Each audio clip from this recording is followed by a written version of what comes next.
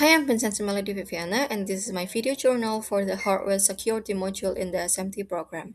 This lecture covered a lot from what CWE actually is to embedded system, IoT industrial control systems, and physical access security.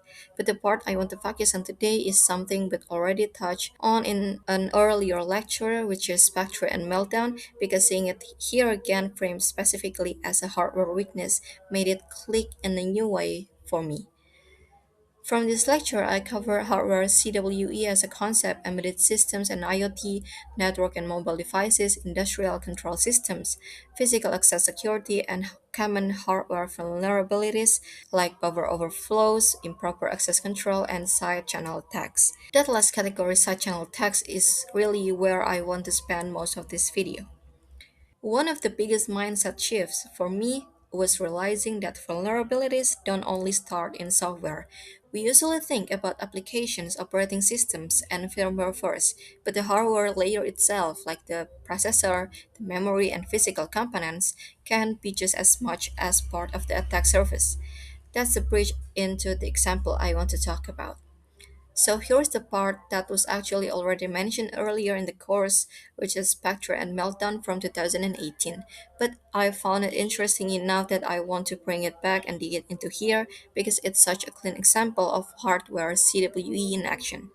Spectre and Meltdown came from speculative execution, a performative feature where the CPU predicts and executes instruction early to make everything run faster. The problem is that even when a prediction turns out to be wrong, traces of the execution remain in the system, and attackers can use those traces to infer a sensitive information.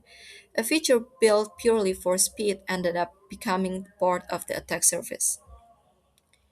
What made this really learn for me was seeing what actually be leaked in this way, like password, encryption keys, and personal data, all pull out of protected memory that should never been accessible. It's a great real-world case of CWE 504 side channel attacks where information leaks through physical characteristics of the hardware itself rather than through a coding mistake.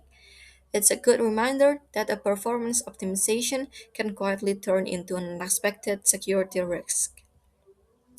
So the biggest takeaway for me is that hardware isn't just where the software happens to run, it's actually the part of the security boundary. Revisiting Spectre and Meltdown through the hardware CWE lens made that a lot of more concrete. Whether it's a side channel leak in a processor, a default password in an IoT device, or physical tampering with a payment terminal. The common thread is that hardware weakness deserve the same level of security we give to software. So that's it for this journal. Thank you for watching.